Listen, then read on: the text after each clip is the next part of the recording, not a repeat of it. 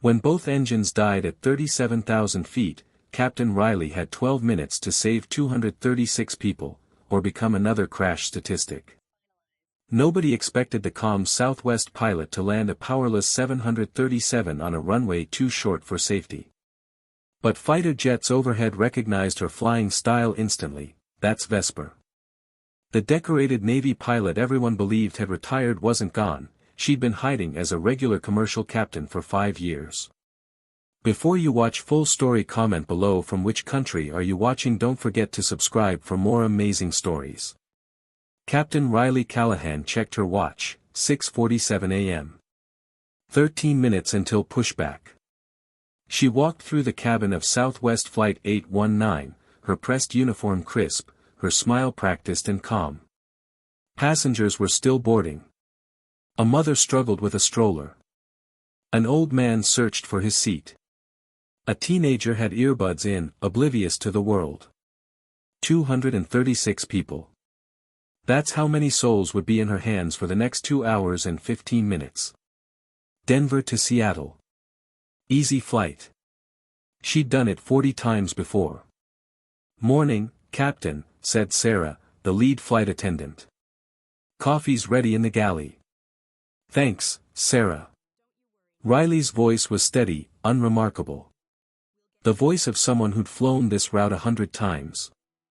Nobody in that cabin knew who she really was. They saw a 36-year-old woman with short brown hair and calm eyes. They saw a pilot who moved efficiently, who smiled at passengers, who looked exactly like every other commercial captain they'd ever seen. They didn't see the warrior. They didn't know that Riley Vesper Callahan had spent 11 years as a Navy F-18 pilot. They didn't know she'd flown off aircraft carriers in combat zones where the deck moved beneath her in the dark. They didn't know her call sign had become legend, the pilot who could land on a pitching carrier deck when everyone else was waved off. They didn't know she held the Navy record for consecutive successful carrier landings under combat conditions, 89 straight. Never missed a wire. Never boltered. Even when her aircraft took enemy fire and her hydraulics failed mid-approach. They didn't know she'd pioneered landing techniques that were still taught at Pensacola. And Riley wanted to keep it that way. 5 years ago, she'd walked away from the Navy. Not in disgrace. Not in anger. Just quietly. She'd spent 11 years living where every landing could be her last, where one mistake meant swimming in the Pacific or dying in fire. She wanted peace. She wanted routine. She wanted a job where good landing didn't mean you survived again. So she became a commercial pilot. Same sky, different stakes. For 5 years, it worked. She flew passengers safely. She kept her past buried. She never mentioned carriers or combat or the call sign that younger Navy pilots still whispered about in ready rooms. She was just Captain Callahan. Steady. Unremarkable. Exactly how she wanted it. But today, 90 minutes into what should have been a routine Tuesday morning flight, that carefully constructed anonymity was about to shatter. Riley settled into the left seat of the Boeing 737 MAX cockpit. Her first officer, Jake Martinez, was already running through the pre-flight checklist. He was 28, competent but still learning when to trust his instincts versus the manual. Morning, Captain, Jake said. Weather's perfect. Smooth ride all the way to Seattle. Let's hope so. Riley strapped in and began her checks. The cockpit smelled like coffee and electronics. Switches and screens surrounded them. The Boeing 737 MAX was a good aircraft, reliable, modern, forgiving. Nothing like the F-18 she'd flown in combat, where every flight was a knife fight with physics. At 7 a.m. exactly, they pushed back from the gate. The takeoff was smooth. The climb was routine. At 37,000 feet, Riley engaged the autopilot and leaned back slightly. Cruise checklist complete, Jake said.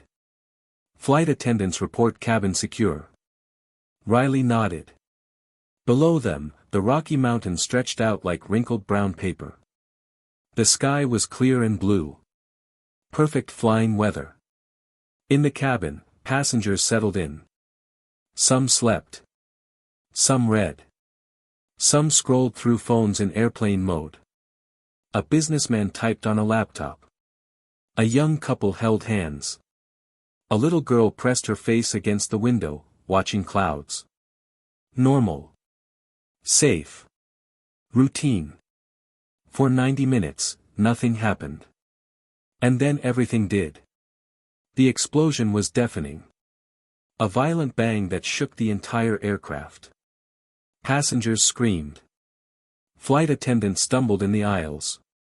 Overhead bins rattled. The plane lurched hard to the left. Riley's hands were already moving before her conscious mind registered what happened. Muscle memory from years of carrier emergencies kicked in, years where you had seconds, not minutes, to solve problems that could kill you. Engine 1 failure, she called out, her voice sharp and clear. No panic. No hesitation. Pure training. Warning lights blazed red across the panel. Engine number 1, the left engine, had catastrophically failed. Temperature spiking. Oil pressure 0. Vibration off the charts. Jake's face went white. Oh God. Focus, Riley snapped. Run the engine failure checklist. Now. Her hands moved across the controls with practiced precision. She shut down the failed engine, adjusted thrust on the remaining engine, compensated for the asymmetric thrust. The aircraft steadied. ATC, Southwest 819, she said into her radio, her voice calm despite the chaos. We have an emergency. Engine 1 has failed. Declaring emergency. The response was immediate. Southwest 819, emergency declared. What are your intentions? Riley's mind raced through calculations. Altitude, 37,000 feet. Distance to Denver, 110 miles behind them. Distance to Boise, 85 miles ahead. Glide ratio with one engine operating, they could make it. ATC, requesting vectors direct to Boise. We can maintain altitude on one engine. Southwest 819, cleared direct Boise. Descend and maintain flight level 250. Emergency equipment will be standing by. Riley began the descent. The aircraft flew smoothly now on one engine. It wasn't comfortable, but it was manageable. This was a scenario they'd trained for. Losing one engine wasn't catastrophic. Modern jets were designed to fly on one engine. In the cabin, passengers were terrified but the flight attendants kept them calm. Sarah's voice came over the PA, steady and reassuring, "Ladies and gentlemen, we've experienced an engine problem, but the aircraft is flying normally. We'll be making an emergency landing in Boise. Please remain seated with your seatbelts fastened." Jake ran through the emergency checklist, his hands shaking slightly. "Captain, single engine approach checklist complete. Boise is 60 miles ahead. We're good." Riley nodded. They were going to be okay. Single-engine landings were serious but manageable. She'd trained for this. Every commercial pilot had. For 12 minutes, they flew toward Boise.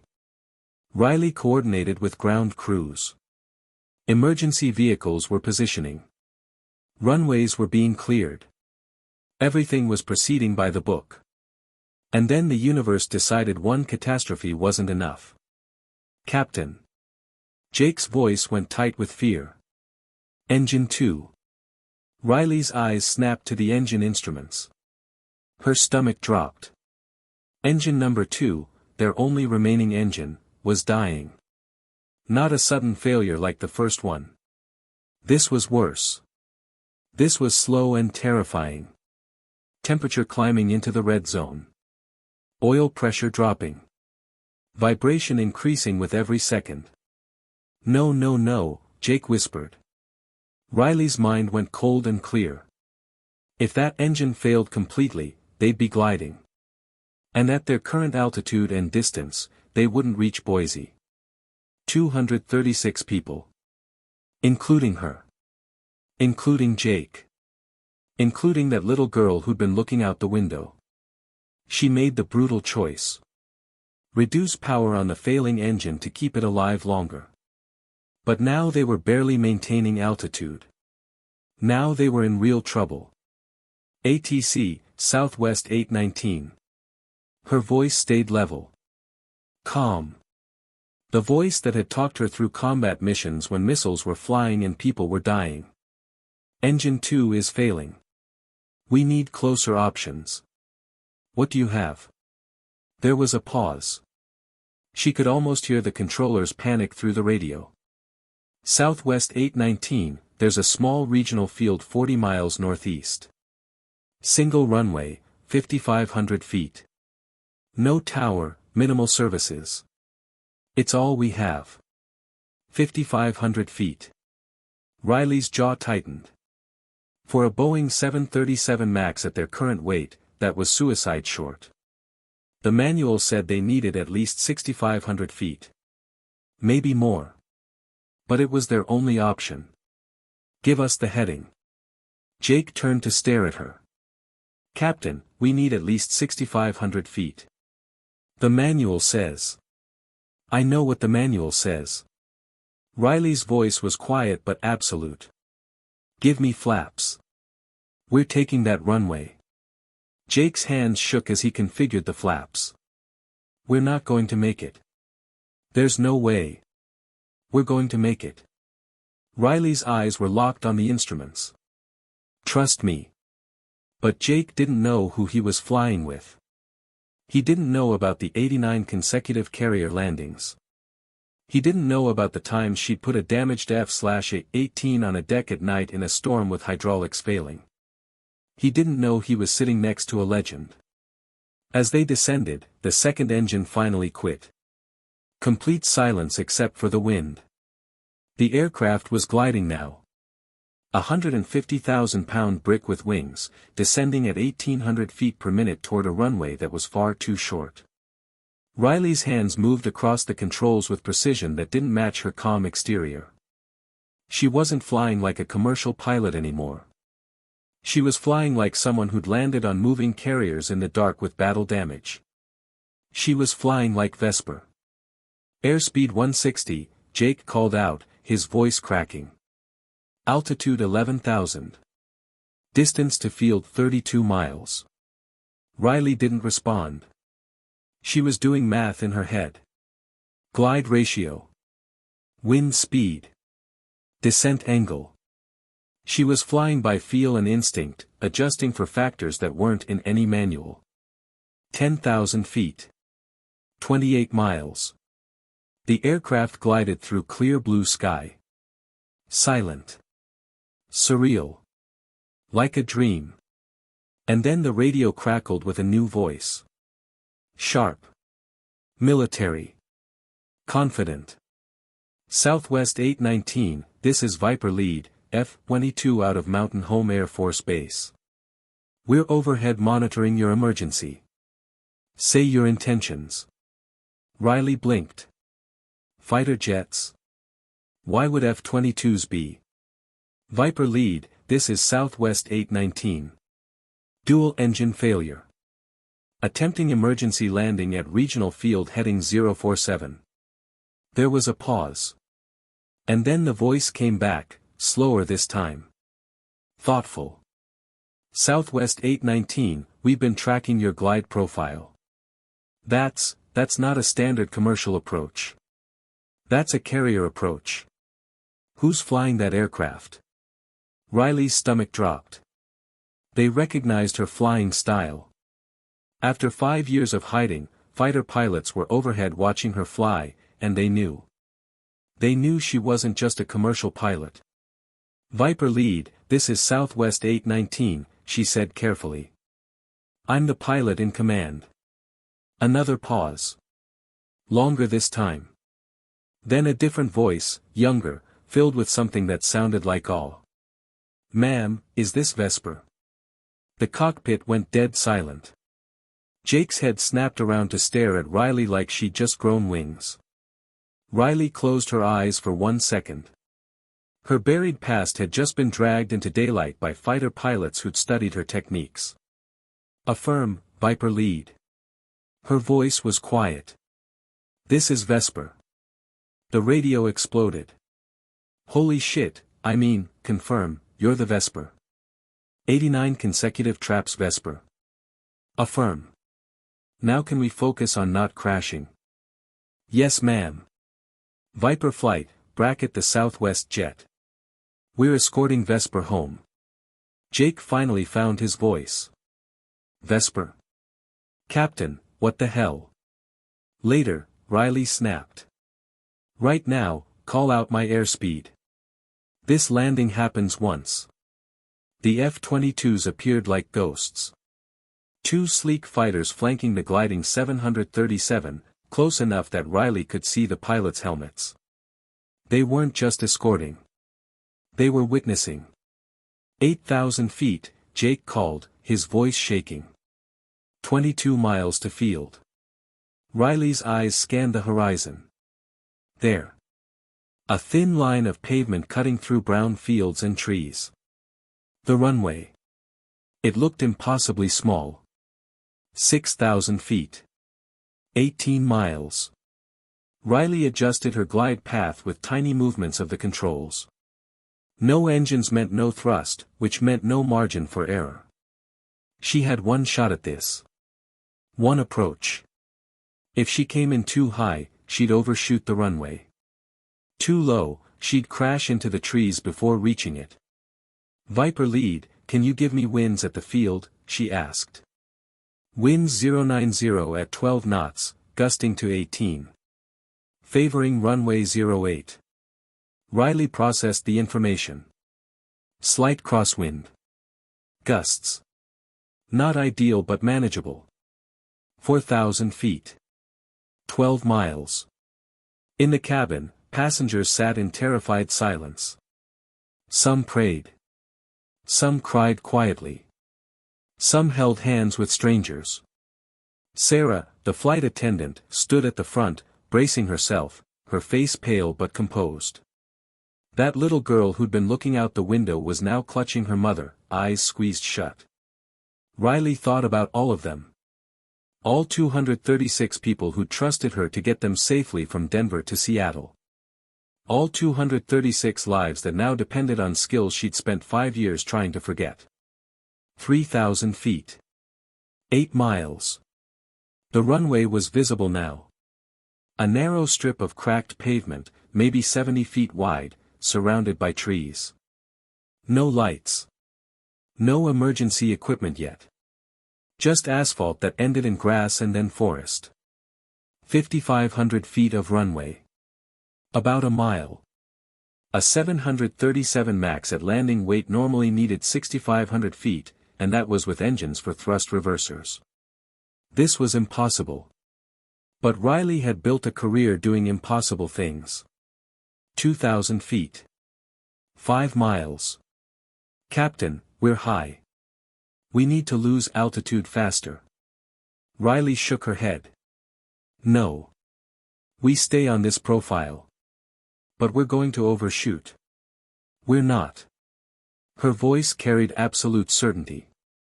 She wasn't flying a normal approach. She was flying a carrier approach. Steep. Precise. Aggressive. The kind of approach where you aimed for one specific point on the deck and hit it exactly, because missing by even 10 feet could kill you. Commercial pilots were taught to flare gently, to float down the runway, to make smooth touchdowns that passengers barely felt. Carrier pilots were taught to slam the aircraft down on the exact spot where the arresting wires waited, because there was no runway to float down. There was just deck, and then ocean. 1,000 feet. 3 miles. On speed. Riley's eyes locked onto a specific spot on the runway, a dark patch about 800 feet from the threshold. That was her target. Not the beginning of the runway. Not the end. That exact spot. The F-22s peeled off, giving her room. 500 feet. 1 mile. Captain, We're too fast. Speed is good. Riley's hands were steady on the controls. Call out every 100 feet. 400, 300. The runway filled the windscreen. Trees on both sides. The wind gusted, pushing them left. Riley compensated with a touch of rudder. 200, 100. She could see cracks in the pavement now. Weeds growing through the asphalt. The dark patch she'd been aiming for rushed closer. 50. Riley held the nose up, bled off speed, waited for the exact right moment. 30. The wheels slammed down exactly on the dark patch. Not a smooth commercial landing. A carrier landing. Hard and precise. The instant the wheels touched, Riley deployed everything. Spoilers came up, killing lift. She extended the flaps fully. She applied maximum manual braking, her feet pressing the pedals with all her strength. The aircraft shuddered. The tires screamed. Smoke poured from the wheels. But they weren't slowing fast enough. 1,500 feet remaining. Jake shouted. We're not stopping. Riley could see the end of the runway rushing toward them. Beyond it, grass. Beyond that, trees. She made a split-second decision that went against every instinct of a commercial pilot but was pure Navy carrier training. She deliberately steered the aircraft off the pavement. What are you doing? Jake screamed. The jet's wheels hit the grass overrun at 90 knots. The soft ground grabbed them immediately, acting like a brake. The aircraft bounced violently. Passengers screamed. Overhead bins flew open. Bags tumbled through the cabin. But they were slowing. Riley fought the controls, keeping the aircraft straight as it plowed through grass and dirt, the nose wheel digging in, the whole airframe shaking like it was tearing apart. Closer to the trees. 50 feet. 40. 30. The aircraft finally stopped. 20 feet from the tree line. For 5 seconds, nobody moved. Nobody breathed. Then Jake whispered, "How did you?" Riley's hands were still on the controls, white-knuckled. Her heart was hammering. Carrier training. You learn to hit your spot or you die. There is no close enough.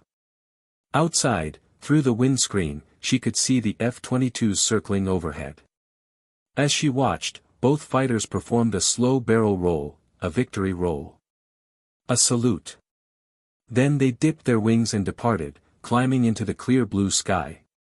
The emergency vehicles arrived within minutes. Fire trucks, ambulances, police cars. They surrounded the aircraft sitting in the grass, its nose pointed at the forest like it had been frozen mid-charge. Riley helped evacuate the passengers down the emergency slides. Every single person alive.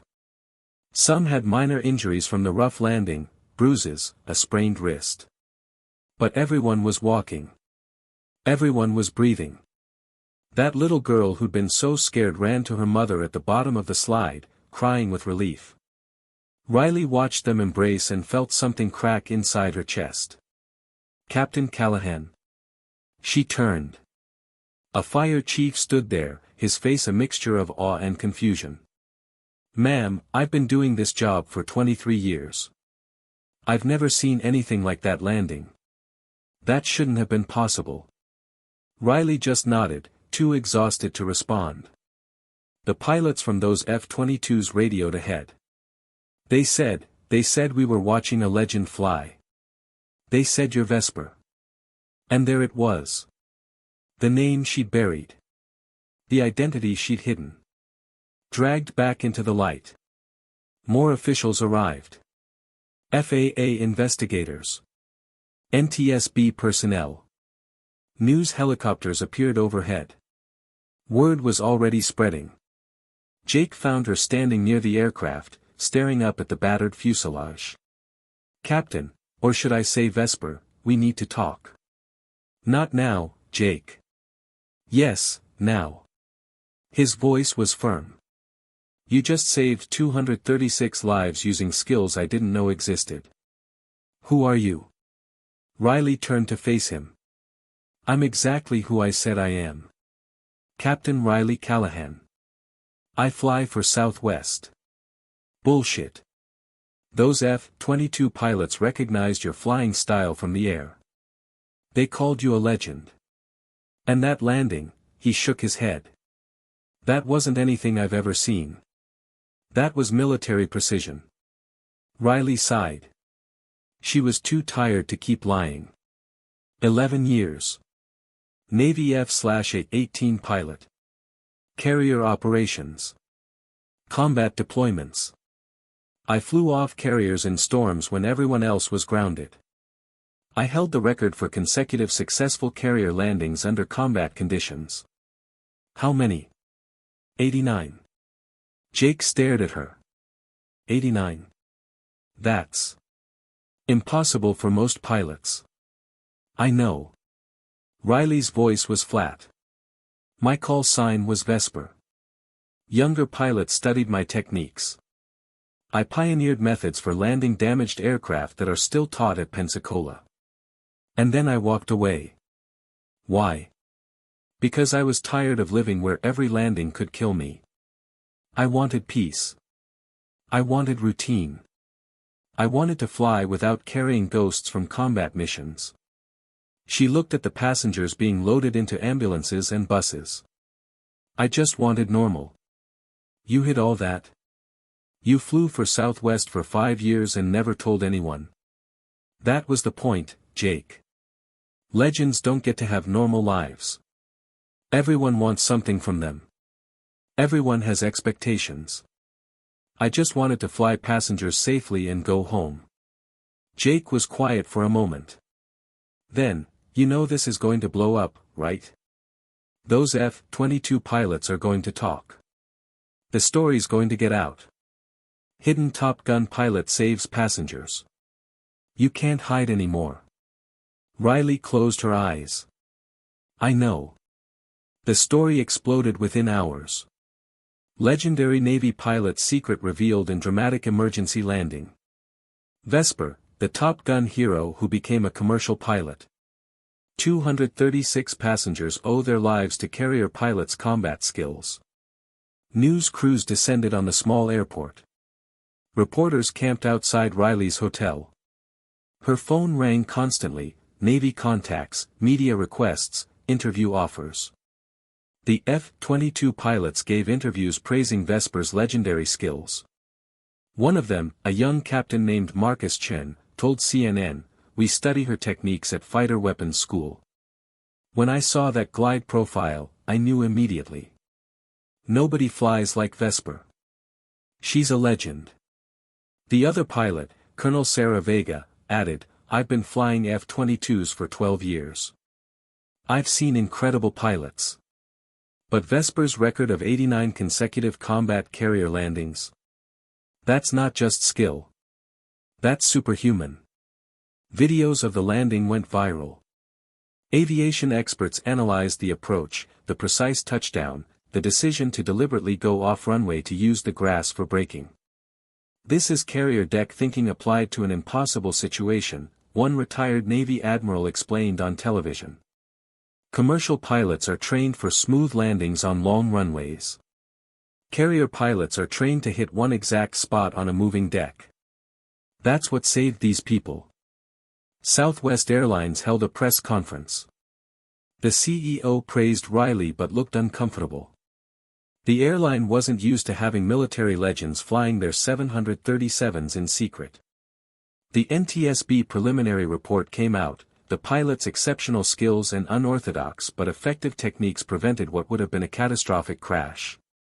The decision to deliberately exit the runway to utilize unpaved terrain for additional braking was, while unconventional, demonstrably successful. And through it all, Riley stayed quiet. Until they asked her to speak. The press conference was held in a hotel ballroom in Boise. Riley stood at a podium in her Southwest uniform, facing dozens of cameras and reporters. "Captain Callahan, why did you hide your Navy background?" Riley's answer was simple. Because that past cost me everything: sleep, peace, normalcy. I wanted to fly without carrying combat ghosts. I wanted routine. I wanted to be just another pilot. But you're not just another pilot. You're a legend. I was a legend, Riley corrected. Now I'm a commercial pilot who did what she was trained to do. Any pilot with carrier experience could have made that landing. A reporter pushed, but you specifically hid your past. You didn't put your Navy service on your resume. Why? Riley paused, choosing honesty. Because legends can't have normal lives. Everyone wants something from them. Everyone has expectations. I spent 11 years living where every landing could be my last. I wanted to fly without that weight. I wanted peaceful mornings and routine flights and to go home without nightmares. Do you regret hiding it? Riley looked out at the cameras. I regret that it took an emergency for me to use those skills. But I don't regret wanting peace. Today proved I can't escape who I was. But maybe I don't have to. Maybe I just have to figure out how to live with both, the legend and the pilot who just wants to get passengers home safely. What's next for you? Riley smiled slightly. I keep flying. Because that's what I do. 3 months later, Riley stood in front of a classroom at the Southwest Airlines training facility in Dallas. 50 pilots sat watching her. Some were young, fresh out of flight school. Some were veterans with 20 years of experience. All of them were there because word had spread about what Riley was teaching. Precision approach techniques for extreme emergencies. Most of you will never need this, Riley began. Most of you will fly entire careers without facing dual-engine failure or impossible runway situations. But the one pilot who does need it will save everyone on board or kill everyone on board based on what they know in that moment. She clicked to the next slide. It showed a carrier deck at night, waves crashing, the deck pitching. This is what I trained on. A moving target, in the dark, in bad weather. The runway is 800 feet long. If you miss your spot, you die. If you come in too slow, you stall and die. Too fast, you can't stop and die. There is no close enough. There is only precise. The pilots watched, fascinated. Commercial aviation teaches you to make smooth landings, to float down long runways, to be gentle. That's correct 99.9% of the time. But when you have 5,500 feet instead of 8,000, when you have no engines, when you have one shot at saving 200 people, smooth doesn't matter. Precise matters. She spent the next 3 hours teaching them how to pick a specific touchdown point and hit it exactly. How to use terrain for emergency braking. How to fly a steeper approach when necessary. How to think like a fighter pilot when commercial procedures won't work. The pilots absorbed it all, asking questions, taking notes. After class, a young woman approached Riley. She was maybe 25, nervous, wearing a crisp pilot's uniform. Captain Callahan. I'm Lieutenant Jessica Torres. I'm actually on leave from the Navy. I fly F divided by a -18s. Riley smiled. A Super Hornet pilot. How can I help you? Jessica's voice trembled slightly. Ma'am, you're the reason I joined the Navy. When I was 15, I read about Vesper, the pilot who could land on carriers when no one else could. I wanted to be like you. And now. She gestured around the classroom. Now you're here, teaching commercial pilots. I just wanted to say thank you. Riley felt that crack in her chest again, but this time it was different. Not breaking. Opening. You're going to do great things, Lieutenant. But can I give you some advice? Yes, ma'am. Don't lose yourself in the legend. I did, and it almost destroyed me. Be the pilot. Be the person. The legend is just what other people see. What matters is who you are when nobody's watching. Jessica nodded, tears in her eyes. Yes, ma'am. Thank you. 6 months after the emergency landing, Riley stood on a pier in San Diego, watching F-18S take off from the carrier USS Theodore Roosevelt. She'd been invited to speak to the current generation of Navy carrier pilots. To share her experiences. To bridge the gap between military and commercial aviation. Jake had come with her. They'd become friends in the months since the emergency, real friends, not just cockpit colleagues. You miss it? He asked, watching the jets scream into the sky. Riley considered the question. I miss the precision. The clarity. In combat, you know exactly what's at stake. In commercial aviation, you can forget. You can get complacent. That landing reminded me, every flight has stakes. Every passenger is someone's daughter, someone's father. The uniform changed, but the responsibility didn't. You're different now, Jake observed. More complete, I guess. I was running, Riley admitted. From the memories, the pressure, the expectations. I thought hiding would give me peace. But peace isn't about hiding. It's about accepting who you are, all of it. The combat pilot and the commercial captain. Vesper and Riley. They're both me. An admiral approached them. Captain Callahan. They're ready for you. Riley followed him below deck to the ready room. 50 pilots in flight suits sat waiting. Young, confident, skilled. The next generation. Good morning, Riley began. My name is Riley Callahan. My call sign was Vesper. I flew F-18S off carriers for 11 years. I set some records. I pioneered some techniques. Then I became a commercial pilot and tried to forget all of it. The pilots listened, intrigued. 6 months ago, I had to remember. Dual engine failure, short runway, 236 people who were going to die unless I stopped pretending I was just a commercial pilot and started flying like a fighter pilot again. She told them the story. The failures. The impossible approach. The F-22s that recognized her style. The landing that shouldn't have worked. Here's what I learned, she concluded. Skills like ours, precision, discipline, the ability to perform under impossible pressure, they don't disappear when you change uniforms. They're carved into who you are. Some of you will stay in the Navy your whole careers. Some will transition to commercial aviation, like me. But wherever you go, you'll carry these skills. And someday, somewhere, someone will need you to be exactly who you were trained to be. A young pilot raised his hand. Ma'am, do you regret leaving the Navy? Riley smiled. I regret thinking I had to choose. I thought being Vesper and being Riley were separate things. But that landing proved they're not. I'm both. And now I get to use both to teach the next generation, military and commercial, how to save lives when everything goes wrong. Another pilot asked, would you ever come back?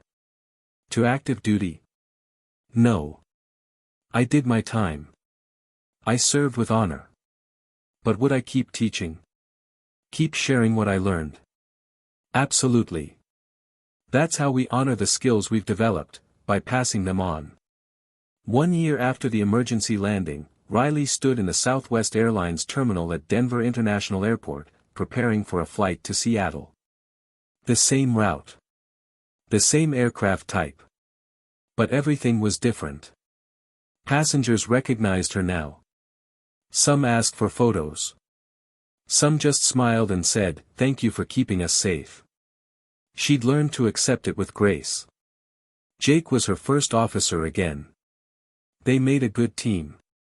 You ready, Captain? He asked as they walked toward the gate. Always.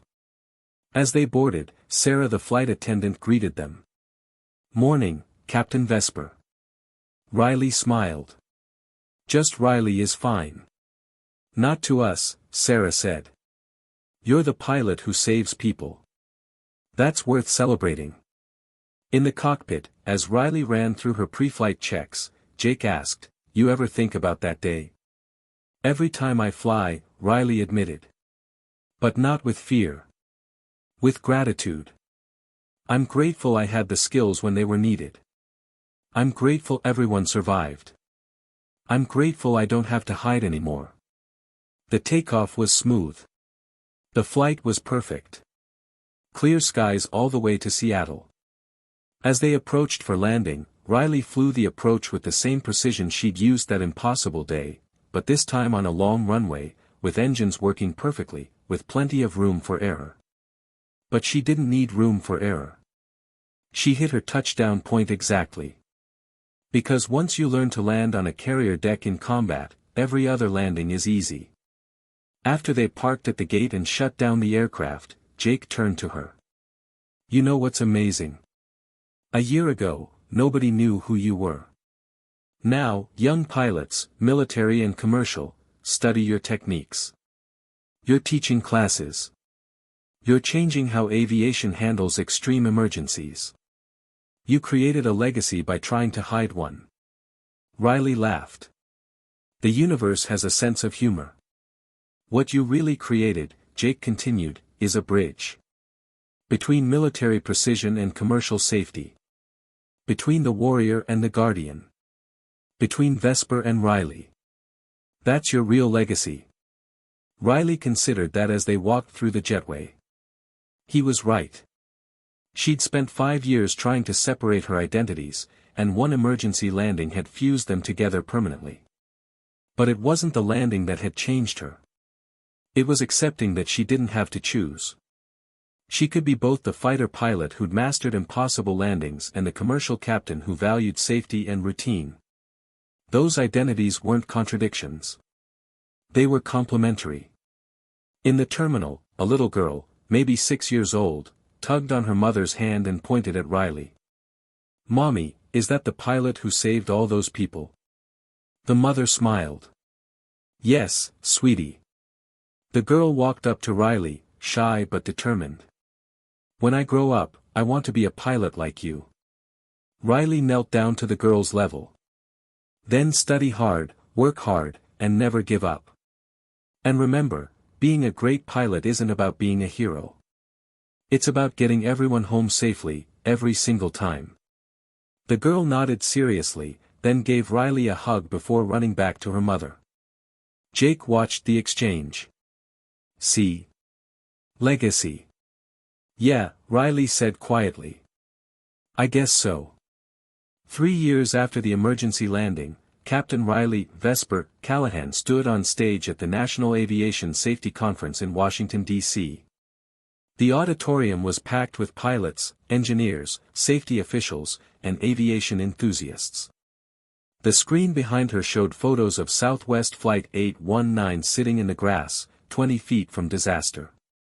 "Precision," Riley said into the microphone, "isn't about being a hero.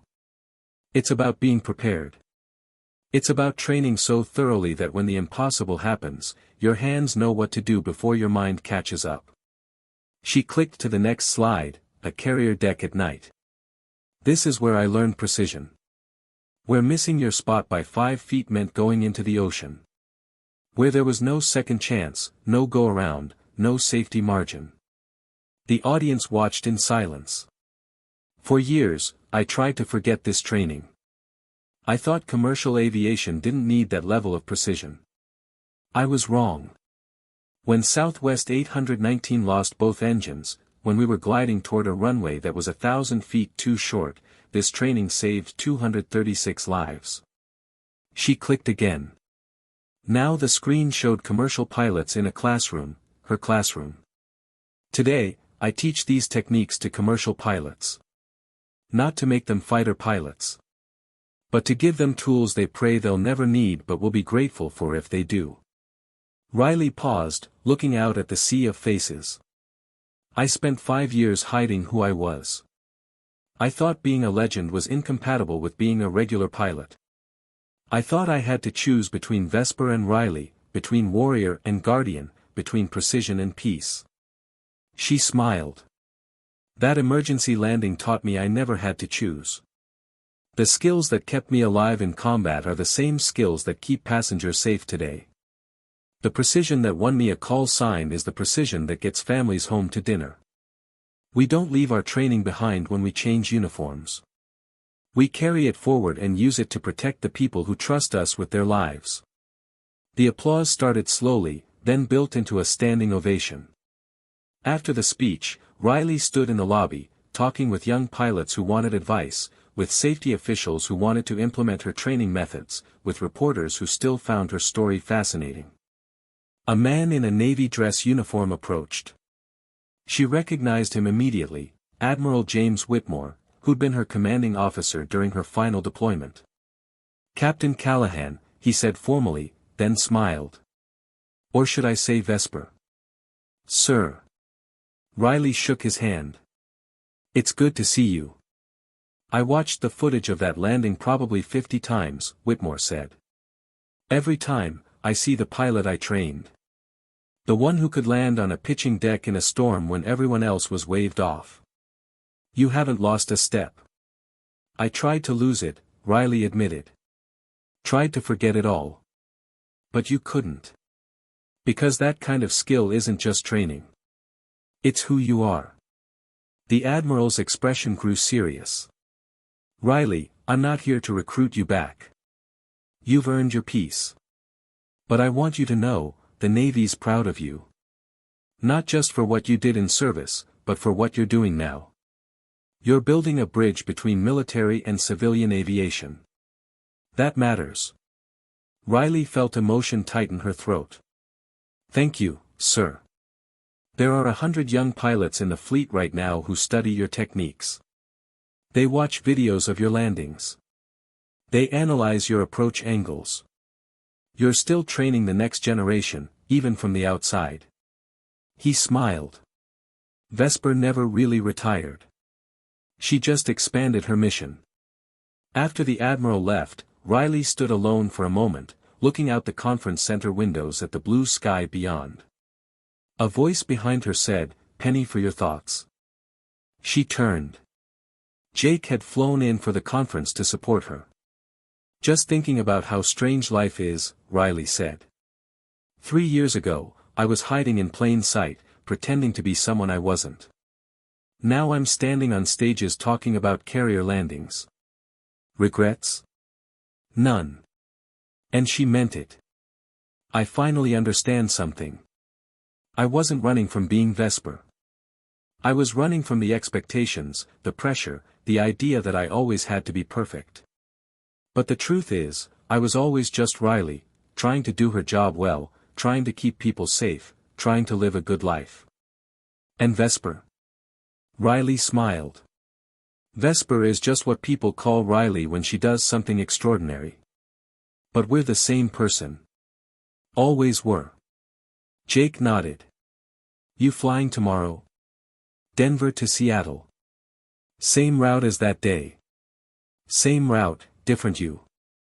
"No," Riley corrected gently. "Same me. Just finally comfortable in my own skin." Riley stood in the cockpit of Southwest Flight 819, the same flight number, the same route, 6 years after the emergency that changed everything. But today was special. Today, her co-pilot wasn't Jake. It was Lieutenant Jessica Torres, the young Navy pilot who'd approached her after that first training class 6 years ago. Jessica had completed her Navy service with distinction and transitioned to commercial aviation, following in Riley's footsteps. "Pre-flight checklist complete, Captain," Jessica said, her voice steady and professional. Riley smiled. "Good. How does it feel? First commercial flight?" "Honestly? A little weird. I'm used to catapults and arresting wires. This seems almost too easy. Wait until you have an emergency. Then you'll remember why the training matters." As they pushed back from the gate, Riley felt a sense of profound contentment. This was full circle, the student becoming the colleague, the legend becoming the mentor, the hidden pilot becoming the teacher. The takeoff was smooth. The climb was perfect. At 37,000 feet, Riley leaned back and looked out at the clear blue sky, the same sky she'd flown in combat, the same sky that had almost been her grave 6 years ago. "Jessica," she said. "Can I tell you something?" "Of course, Captain." "When I left the Navy, I thought I was leaving Vesper behind. I thought civilian flying would be easier, simpler, less intense. I was wrong. Every flight matters. Every landing counts. Every passenger is someone's entire world." The uniform changed, but the stakes didn't. Jessica nodded. "That's why I wanted to fly with you. You never forgot that." "I tried to," Riley admitted. "For 5 years, I tried to be just another pilot. Then one emergency reminded me that there's no such thing as just another pilot. We all carry our training, our experiences, our skills. The question isn't whether we're extraordinary. It's whether we're ready when extraordinary is required. And you were ready. We're always ready. That's what training is for." The flight continued smoothly. No emergencies. No drama.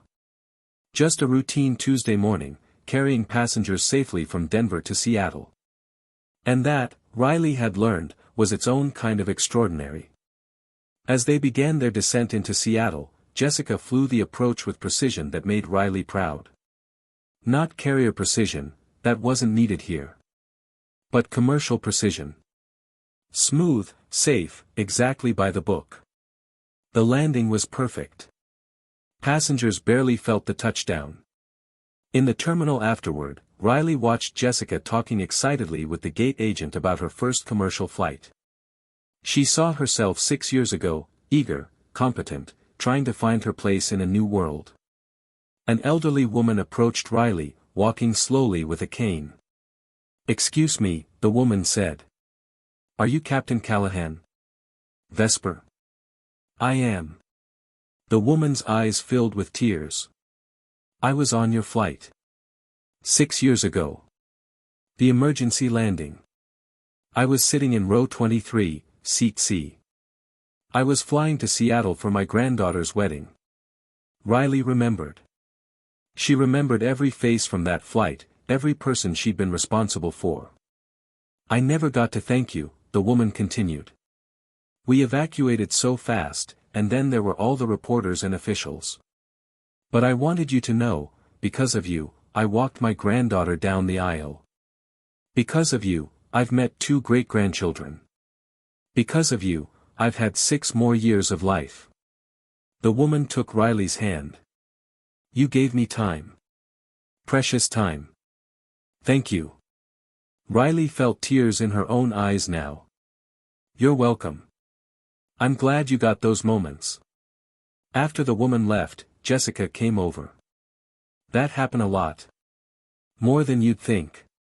Passengers from that flight still reach out. They send cards on the anniversary. They tell me about graduations and weddings and grandchildren, all the moments they got to have because of one landing. That must feel amazing." Riley nodded. "It does. But it also reminds me why we do this. It's not about the legend or the call sign or the records. It's about getting people home. That's always been the mission. Whether I'm landing on a carrier in combat or a commercial runway in Seattle, the mission is the same. Get everyone home safe."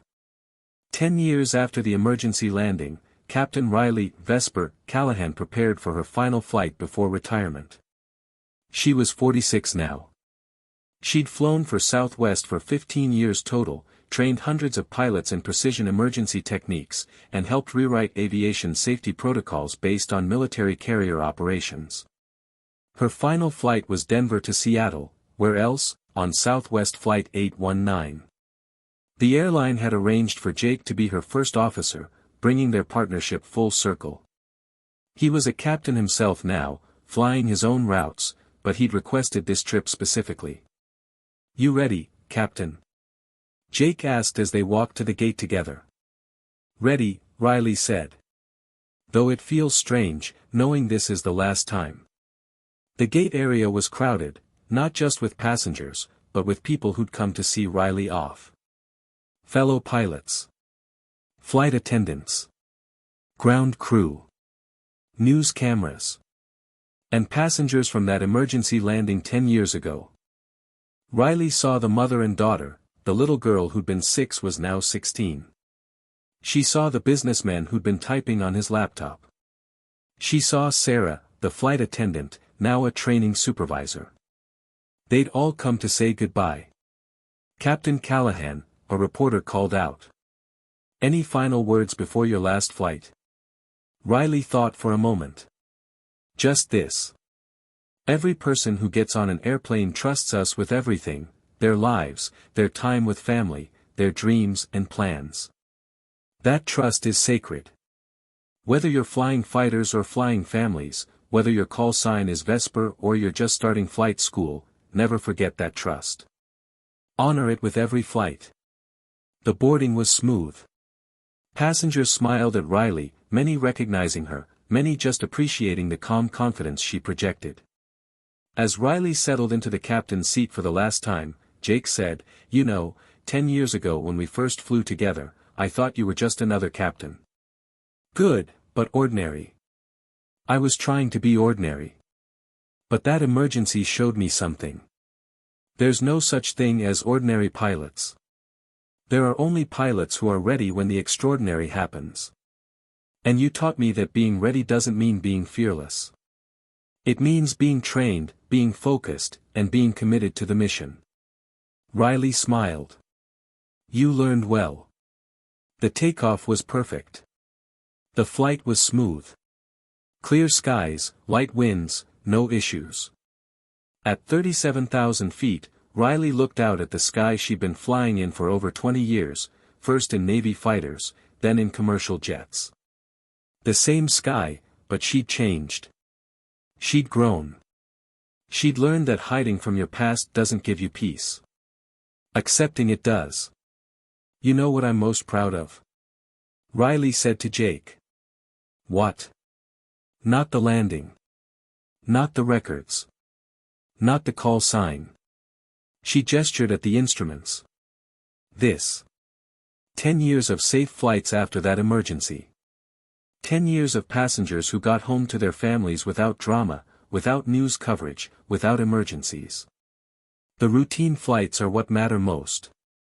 The ones nobody talks about." Jake nodded.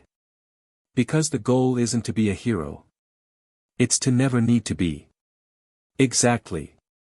As they began their descent into Seattle, Riley flew the approach one last time. Smooth, precise, by the book. The kind of landing that passengers barely notice, which meant it was perfect. The wheels touched down gently. Thrust reversers deployed. The aircraft slowed smoothly to taxi speed. Riley's final landing was unremarkable. And that made it perfect. In the terminal, there was a small ceremony. The CEO of Southwest presented Riley with a plaque. Fellow pilots saluted. Passengers from the emergency flight 10 years ago shared stories. But the moment that mattered most came later, when Riley was alone with Jake. "You changed aviation," Jake said. "Your techniques are taught at every major airline now. You built that bridge between military and civilian flying. That's legacy." Riley shook her head. "The legacy isn't the techniques. It's the mindset. Understanding that every flight matters. Every passenger is precious. Every landing is an opportunity to honor the trust people place in us. That's what I hope people remember. Not Vesper the legend. Just Riley the pilot who cared. They'll remember both. Because they're the same person." Riley smiled. Finally, after all these years, she believed that. 5 years after Riley's retirement, a young pilot named Maya Chin stood in front of a class at the Southwest Airlines Training Center. Maya was 28, a former Navy F-18 pilot who transitioned to commercial aviation. She was teaching Riley's Precision Approach course, the program Riley had founded 15 years ago. "Today we're going to study the Southwest 819 emergency landing," Maya said. "This happened 20 years ago, but the lessons are eternal. She clicked to show the famous footage, the 737 gliding silently toward an impossible runway, the hard landing on the exact target spot, the controlled departure onto the grass that saved everyone. The pilot was Captain Riley Callahan, call sign Vesper. Some of you may have heard of her. She passed away last year at age 55. The room went quiet. Many students had met Riley, had taken her classes, had been inspired by her. Captain Callahan could have been remembered as a legend, the fighter pilot with impossible records, the hero who saved 236 people. But that's not what she wanted. Maya smiled. I knew Captain Callahan. She trained me. And she always said the same thing, the goal isn't to be extraordinary. The goal is to be ready when extraordinary is required. Maya clicked to the next slide, a photo of Riley in her Southwest uniform, smiling calmly, looking like every other pilot. This is how she wanted to be remembered. Not as Vesper the legend. But as Riley the pilot who understood that every flight matters, every passenger is someone's entire world, and the most important landings are the routine ones that nobody talks about. A student raised her hand. But she was a legend. Why hide it? She wasn't hiding, Maya explained. She was integrating. She learned that being Vesper and being Riley weren't different things. They were the same thing. The skills she learned in combat saved civilian lives. The precision she mastered on carriers made routine flights safer. The warrior and the guardian were always the same person. Maya pulled up a final slide, Riley's words, written in her own hand. Precision isn't about being a hero. It's about being present. It's about caring enough to get the details right, to hit your mark, to bring everyone home safe. That's the real mission. Not glory. Not legends. Just getting people home to the ones they love. The class sat in silence, absorbing the lesson. That's Captain Callahan's legacy, Maya concluded. Not the emergency landing. Not the records. Not the call sign. Her legacy is this: every flight matters. Every passenger is precious. Every landing is an opportunity to honor trust. Whether you fly fighters or fly families, whether you have a call sign or not, that's the standard. That's what being a pilot means. After class, a young woman approached Maya. She was nervous, maybe 23, in a crisp new pilot uniform. Instructor Chin. I just wanted to say, Captain Callahan was my inspiration. When I was little, I heard about the pilot who saved all those people. It made me want to fly.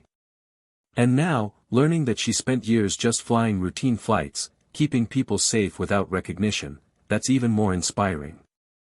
Maya smiled. That's what she hoped for. She used to say, the legacy isn't the emergency. The legacy is the 10,000 safe flights before and after. That's what matters. The young woman nodded. I get it now. Being a pilot isn't about the dramatic moments. It's about showing up every day, caring about every flight, treating every passenger like they're the most important person in the world. Now you're thinking like Captain Callahan. As Maya walked out of the training center that evening, she looked up at the sky. Somewhere up there, pilots were flying passengers home. Some were former military, like Riley. Some were fresh from flight school. Some would have emergencies in their careers. Most would fly thousands of safe, routine flights. All of them carried Riley's legacy forward. Not because they remembered Vesper the legend. But because they understood Riley the pilot. And that understanding, that every flight matters, every passenger is precious, every landing is a sacred trust, that was the real legacy.